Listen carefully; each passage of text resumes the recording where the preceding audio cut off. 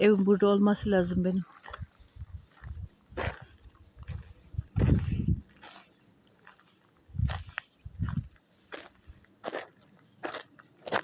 Günlük otobulduk. Bu yol nereye kadar gidiyor?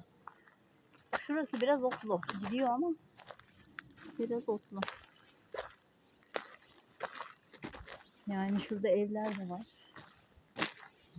Biraz gidiyor yani. Aslında doğru gidelim de şunu çekeyim. Burası çok otlu. Şuraya kadar gidip geri döneceğim zaten. Benim bir şey ısırmaması lazım. Ay şurada Benim de koto. bir şey ısınmaması. Koto Fazla otlu orası. Şu tarafta şey koto kotolar var bak burada. Bu tarafta var. Burası çok otlu. Oraya girmeyi tavsiye etmiyorum.